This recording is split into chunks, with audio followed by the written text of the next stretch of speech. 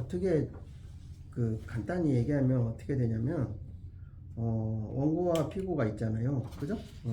당사자계 심판일 수도 있고 사전계 심판일 수도 있는데 뭐 당사자계 심판을 예를 든다면 그러니까 원고가 있고 피고가 있어요. 그러면 원고는 소송 심판을 청구하는 사람, 그죠? 피고는 소송을 당하는 사람이잖아요. 그죠?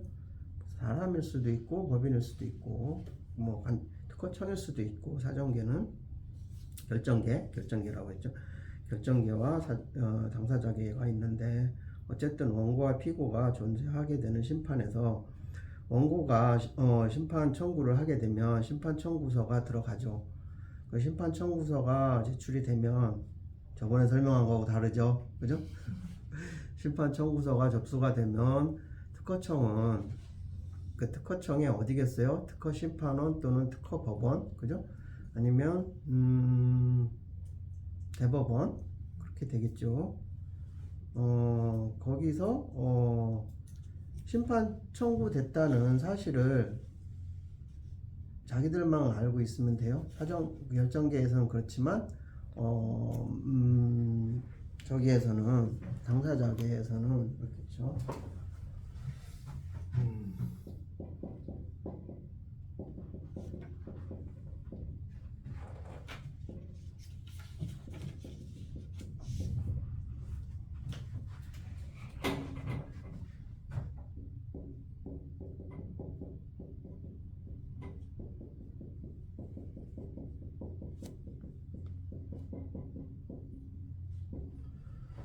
그러니까 여기도 이제 원고와 피고가 있어요. 여기도 처음 듣는 얘기는 또 원고와 피고가 있겠죠. 그러면 이 원고는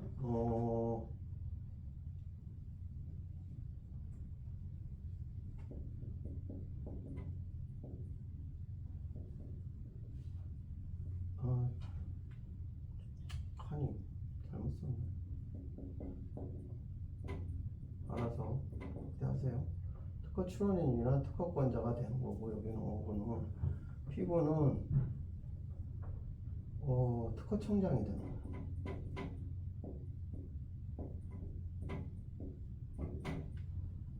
결정계에서. 왜냐하면 결정한 주체는 뭐예요? 특허청장이에요. 이었어요. 됐어요?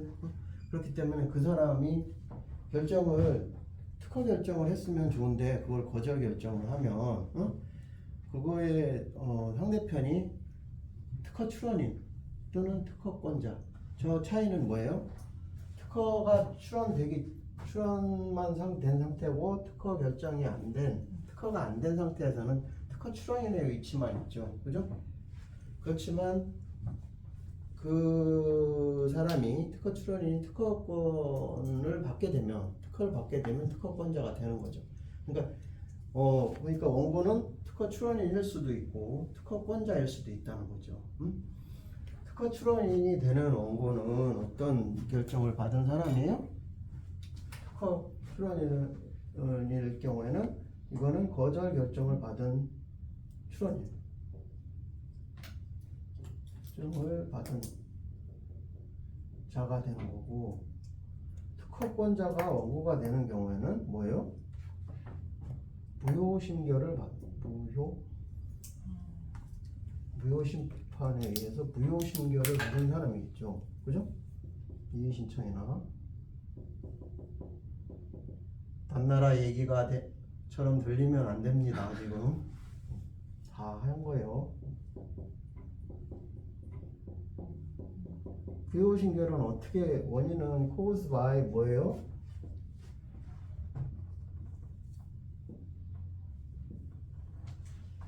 글씨 쓰기가 힘들어져서 원인 무효 심결의 원인은 뭐예요? 무효 심판에 의해서 무효가 되거나 또는 이의 신청 또는 취소 신청에 의해서 무효 심결이나 취소 결정을 무효신결 또는 정리가 안 돼.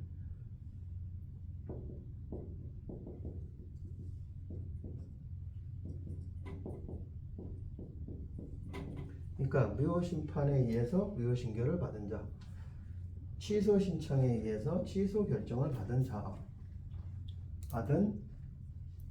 자는 어떤 자예요? 특허권자. 그죠? 이 자는 취소 신결을 결정을 받은 특허권자.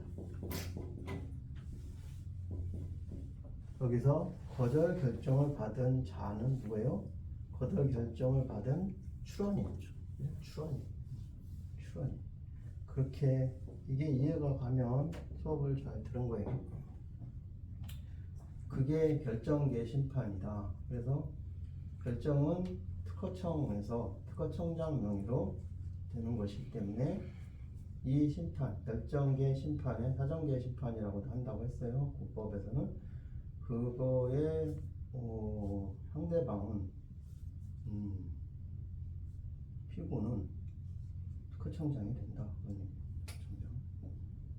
특허청장을 상대로 왜 그런 나한테 불리한 결정을 했는지 그거를 한번 다퉈보자. 그런 얘기가 결정계 심판인 거고, 그래서 이렇게 되고, 당사자계 심판인 경우에는 특허청장하고는 상관없어요. 그죠? 갑과 을이 싸우는 거예요. 갑, 을, 이 그러니까 원고가 갑이고 뭐 을이고 뭐 그런 것이죠. 원고는 소송을 제기한 자,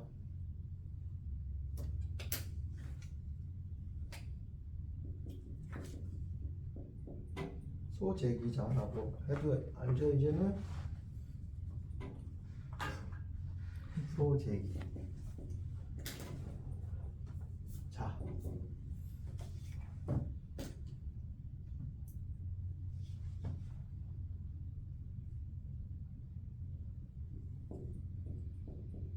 피소자, 소송을 당한 자, 피고, 그죠?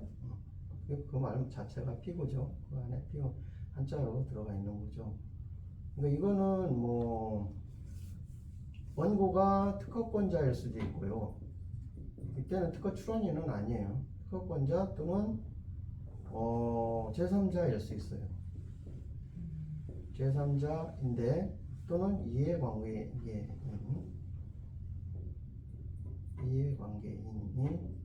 원고가 될 수 있고, 피고도 특허권자일 수 있어요.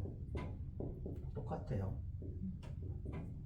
또는 제3자, 이해관계인 다 똑같아요. 반대로 해야 되겠지? 이때는, 그죠? 순서를 보면, 특허권자가 원고면 그 제3자가 피고가 될 것이고, 그죠? 이해관계인. 제3자 이해관계인이 원고인 경우에는 특허권자를 상대로 할 수 있어요.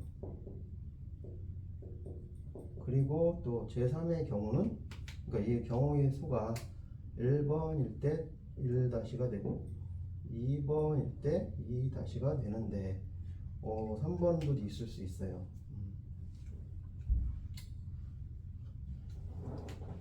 경우가 이거예요. 여기 2번, 3번. 둘 다 특허권자일 수도 있어요. 특허권자끼리 다툴 수 있다는 얘기예요. 이거 정리하면 참 좋은데 정리가 안 돼. 정리하면 참 좋은 그림이 나오는데 창의적인, 그죠? 이 세상에 없는 특허권자가 될 수 있고, 그 경우는 뭐냐?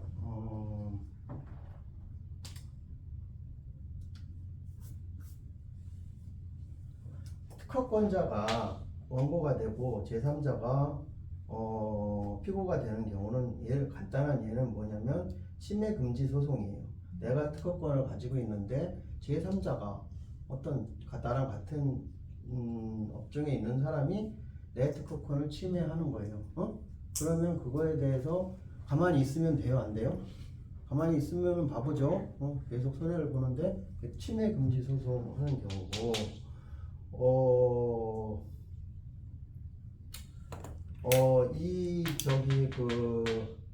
피고가 제3자가 되는 경우고, 원고가 제3자고 피고가 특허권자인 경우에는 이해관계인이 특허권자를 상대로 무효심판을 청구하는 거예요. 특허 같지도 않은 걸 가지고 특허를 받아가지고 어떻게 운 좋게 특허청에서 실수해서 특허를 받아가지고 내가 하는 사업을 방해하고 있네, 특허권자가. 그렇게 돼. 반대의 경우죠. 무효심판의 경우가 그런 거고. 3번 특허권자끼리 싸우는 경우는 뭐냐면, 배웠어요.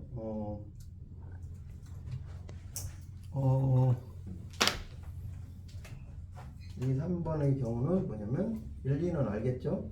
권리범위 확인 심판이에요. 이것도 배웠어요. 권리범위 확인 심판.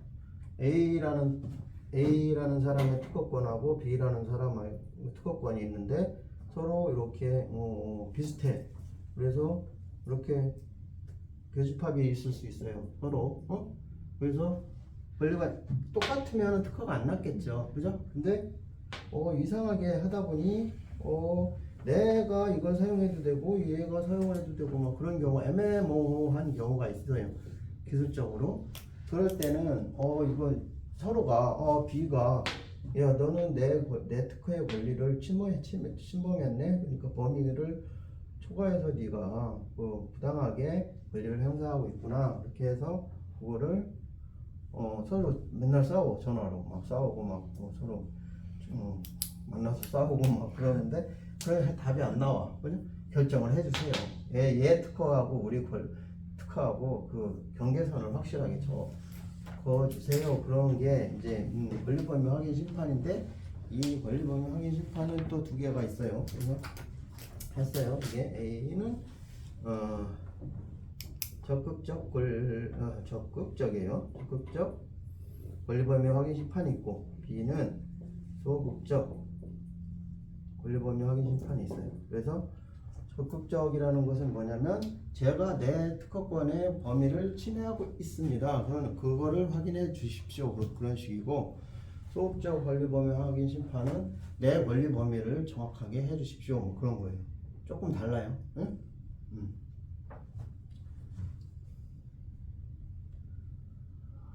그래서 이런 식으로 특허 심판은 결정계 심판과 당사자계 심판이 있는데, 이런 식으로 했으면 이 얘기를 하려고 한 게 아니라 이건 다 배운 거라서 복습한 거고요.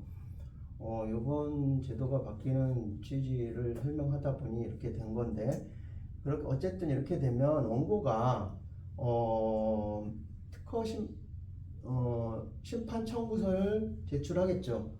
심판 청구서를 기한 내에 적법한 기간이 있을 거 아니에요. 그 기간 내에 해당 법원에다가, 법원 또는 특허 심판원에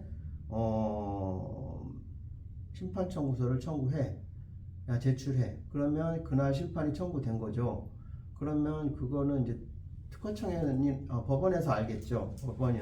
법원 심판 청구서를 지웁니다.